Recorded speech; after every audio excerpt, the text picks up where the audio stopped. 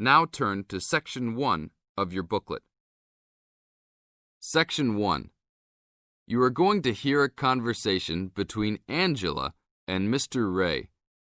Angela is applying to join the library. Listen to the conversation and complete the form below. First, you have some time to look at questions 1 to 5.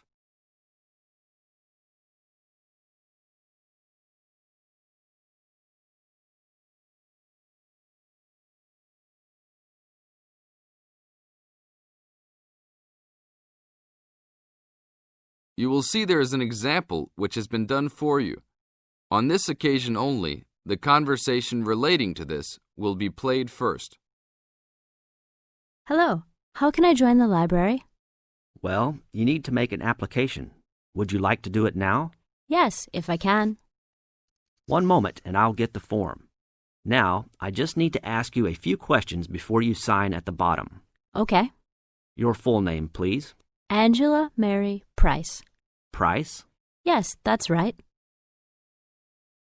Angela's surname is Price, so in the example, Price has been written down after surname. Now we shall begin.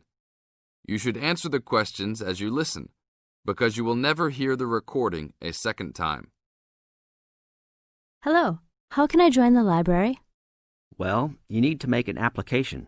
Would you like to do it now? Yes, if I can. One moment and I'll get the form. Now, I just need to ask you a few questions before you sign at the bottom. Okay.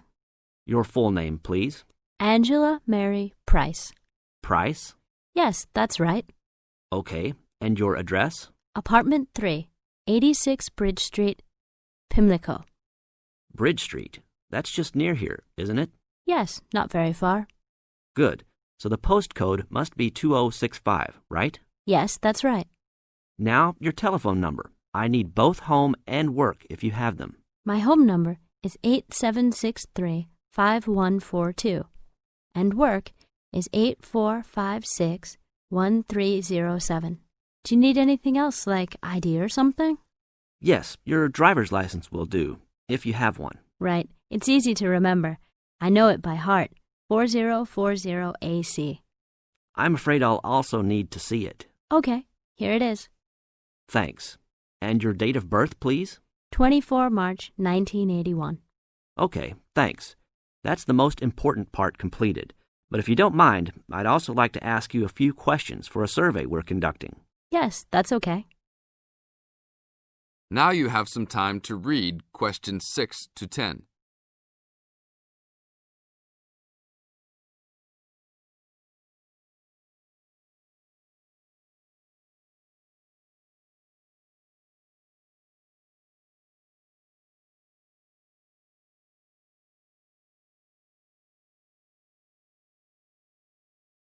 As the conversation continues, answer questions 6 to 10. What kind of books do you like to read? Here's a list to look at. Oh, it varies from time to time, but I always like to relax and learn about other countries I might visit one day. I don't like anything too heavy or serious, unless it's about animals or the environment. I'm not really into sport very much. Anything else? Well, I do like entertaining at home. You know, dinner parties. So I suppose you'll have something for me in that line. The pictures in those books always make me hungry, although they never seem to turn out exactly as they look in the books. Fine. I think that's all I need now, except I need you to sign here on the application form. Oh, and I almost forgot. The membership fee is $20, which is refundable if you no longer stay a member. There you are. Do I sign at the bottom here? Yes, that's right. You can borrow books now if you wish, although your membership card won't be ready until next week. So if you want to borrow today, you can pick up your card when you return your first books. That's if you want to take some now. I think I will, but I'll have a look around first. Okay, take your time. This is the end of Section 1. You now have half a minute to check your answers.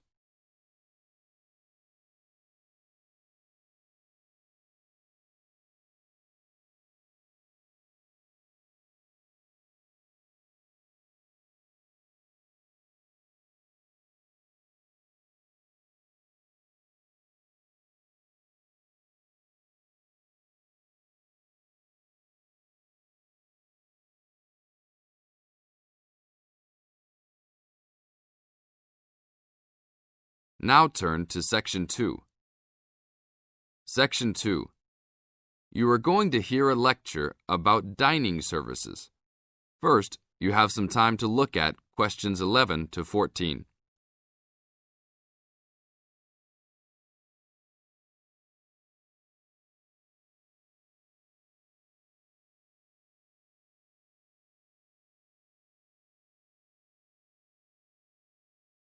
Now listen to the tape and answer questions 11 to 14. Welcome to the Dining Commons. This is the newest facility on campus, and I'm proud to say, also one of the best. I know that all university students miss eating home-cooked food. Well, this year, we are hoping to provide students with food and services that will make you feel at home, even without your family. The administration has been listening to the voice of the students. Students gave us frequent suggestions last year as to how we could improve the university.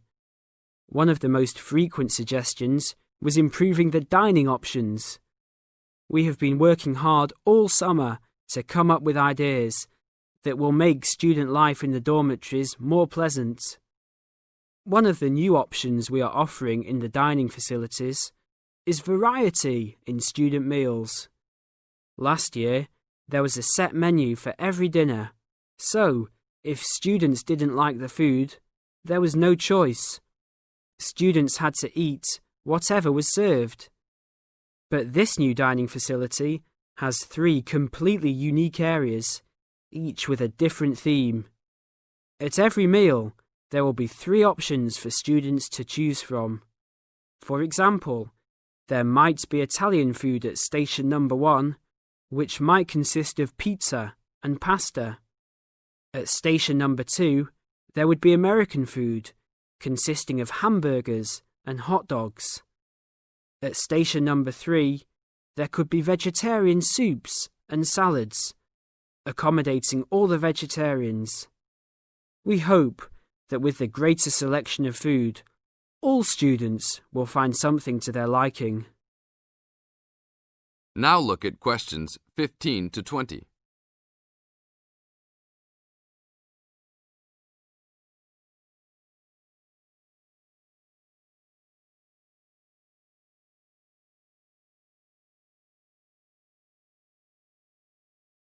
Now listen to the tape and answer questions 15 to 20. Not only will students have more options, the food will also be better. Each section of the facility will have a head chef. These are real chefs that have been trained in culinary school and have been hired specifically by the school to work in the dining facilities. All of the chefs have a speciality. The school is hoping that these chefs will prepare better tasting and more nutritious food. Every student will be able to make suggestions and also give their input as to which menus taste better. Last year, many students complained that the dining facilities didn't have very convenient hours. This year, we hope to change that. We will open for breakfast at 6 a.m.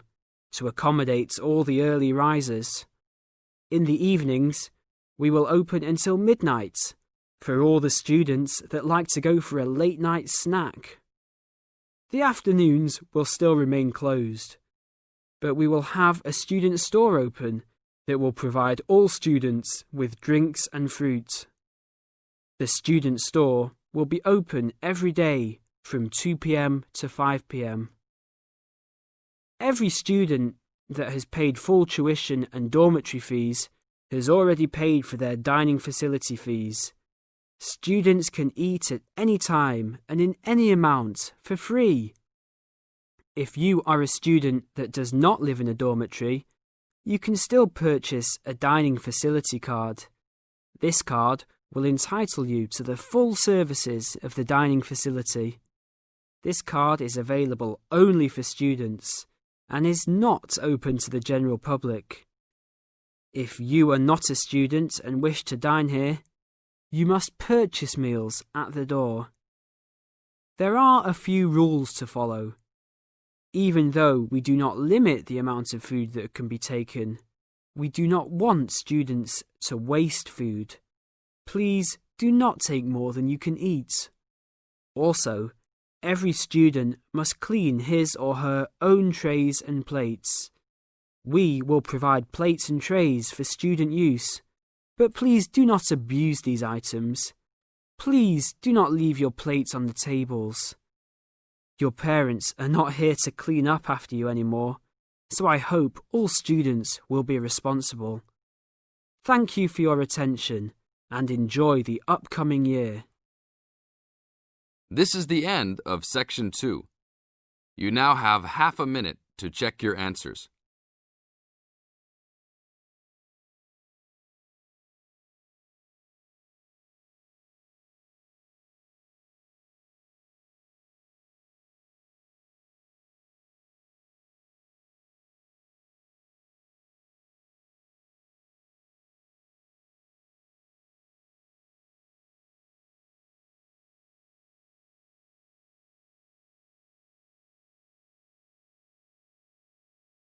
Now turn to Section 3.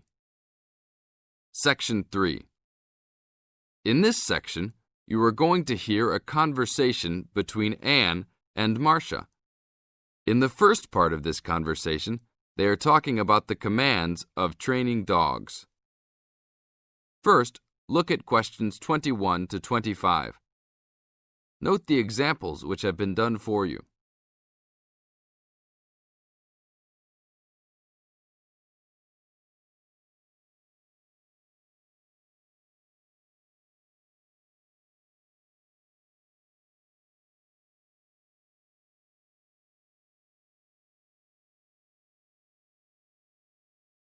Now listen to the first part of the conversation and answer questions 21 to 25. Complete the table showing different commands for different forms of dog training. So that research paper we have to do next, the one about how are different styles of training dogs, how do you think you'll approach writing it? You know, I've been thinking about it. I feel that the best way to write it is to divide the paper into two main parts. In the first part, we'd be analysing some examples of each style of training dogs. Right, what the styles are. After that we can talk about how each style can be used so that the dogs learn something different from each one. Indeed. Maybe we could draw a chart and compare examples of each style of training, one at a time. So the different kinds of training would be simple obedience training. There you would have things like teaching them to sit, stay in one place and so on. Right. So included in here would be simple audio commands like speak. Yes, basic commands are just spoken words, aren't they? And then there would be the more guard-oriented training, where the dogs are trained to know a specific place well. Patrolling and barking are probably the best examples, because most people have seen them in many places, especially in homes. And this would lead us to the attack dog training, which is physical as well as spoken, training the dog to knock someone down, and even biting if they have to. Right, so there's another category as well, sniffing dogs, which make up the searching category. I've read that in the UK, every major airport and government building has these dogs to search for all kinds of dangerous items. In the second part of the conversation, Anne and Marcia talk about all kinds of training and what kind of dogs they are suitable to. Look at questions 26 to 30.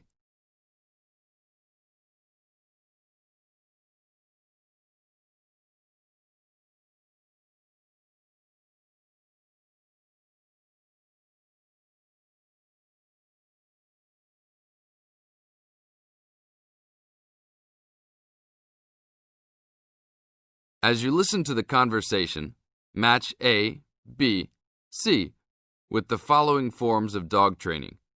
One has been done as an example for you. Listen carefully and answer questions 26 to 30. I can believe that. Well, we have a good list to build on. We're finally getting started now, so let's try to figure out when each type of dog training should be used. I guess we can start by trying to figure out the best situation for each type of dog training. What do you mean? What I mean is whether each type of training should be used with different kinds of dogs. We could use basic obedience training, for example, and ask whether it's more useful for a small dog, a medium-sized dog, and so on. In this case, I'd say obedience training is best with small dogs, because they tend to get excited easily, and this will help keep them out of trouble. Okay, that makes sense. Then let's look at physical training. Even though some people think it's ideal for every breed of dog, I think it's better suited to the larger kinds. Small dogs usually just aren't smart enough to understand the physical commands, and they can even get hurt from them. The specialised sniffing training is the same. I think they're better with the more intelligent breeds of dogs, and they're hardly ever useful with really small dogs. Attack training, however, can be useful for every kind of large dog, as long as the dog is treated well and given a lot of care and attention. All right, and what about guard training? Barking is an ideal way for small dogs to guard a home. I know they aren't big enough to stop a person, but making some noise is often all a dog needs to do. Other kinds of guard training like biting, though, are different. I'd always plan to teach those to a smart dog, give them a chance to use their brains and defend their homes. I'd have to agree. Trainers often just teach large dogs to bark at a person when they think something isn't right. But if they know how to use physical skills in a bad situation, they could save their owner's life someday. Yes, I suppose that different people would have different needs for their pets. Right, and different trainers would recommend different methods for different breeds. This is the end of Section 3. You now have half a minute to check your answers.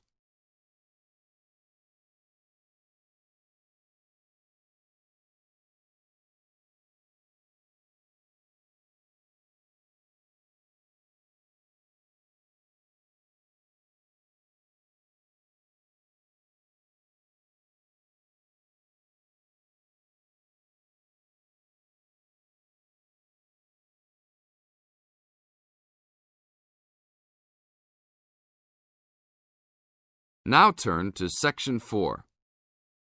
Section 4. You are going to hear a lecture about dorm rooms.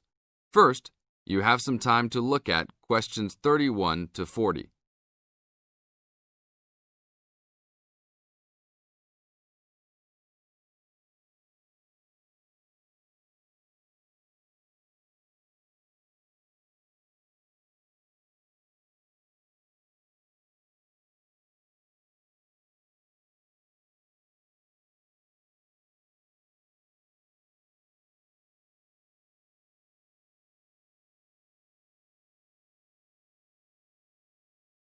Now listen to the tape and answer questions 31 to 40.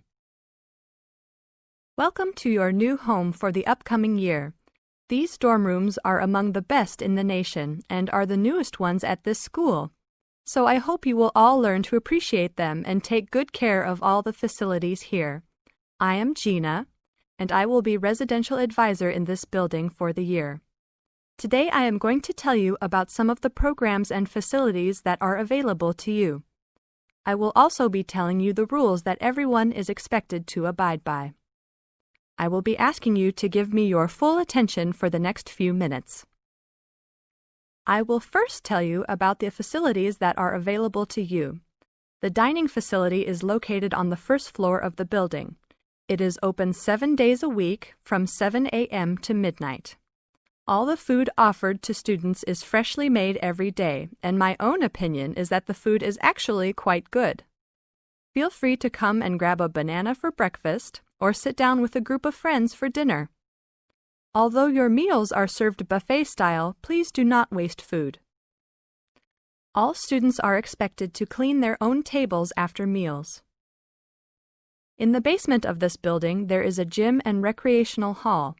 The gym has workout equipment such as treadmills and weight sets. In the recreational hall, there are ping pong tables and a pool table for student use. You must sign in when using this equipment, and you will be held responsible for any damages or losses. The gym and recreational hall are open daily from 10 a.m. to 10 p.m. There is a kitchen located on the second floor of this building. Your dorm key will open this door. Inside there is a refrigerator, a microwave, an oven, and a stove. This room is open 24 hours a day, 7 days a week. If you decide to cook a meal, please be considerate to all the students and clean up after yourself. You can use some food in here, but please do not make a mess. Some students do end up having their food eaten from the fridge, so be careful. Don't leave anything that looks like it tastes really good. Do not leave pots and pans lying around in the kitchen. Please store these in your room. There are many programs being sponsored by our building this year. One of the most popular is our Saturday morning outings. In the past years, these trips have included going fishing, hiking, cycling, ice skating, and even going to the beach. There will be a listing of scheduled events coming out soon. The university sponsors these trips, so transportation will be provided. However, there are usually some costs associated, though they are usually minimal. Our building also has a volleyball team. All students who live in this building are welcome to join. Last year we won first place in the dorm league. Please sign up at the front desk if you are interested as soon as possible, as there are only 20 spaces available based on a first-come, first-served rule. The last things I want to talk about are the rules of our building. I know rules can be boring, but they are necessary to ensure the welfare of everyone living here. First, noise levels must be kept to a minimum after 11 p.m. Many students have early classes, so for those of you that have the luxury of sleeping until 10, please don't stay up late making lots of noise.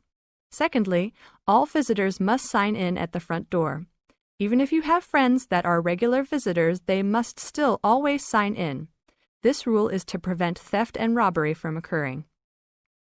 Thirdly, alcohol and drugs are not permitted in this dorm in any place or at any time. Lastly, just be safe and have a great time. University is the greatest time of your life, so make the most of it. Thank you all for your attention. This is the end of Section 4. You now have 30 seconds to check your answers.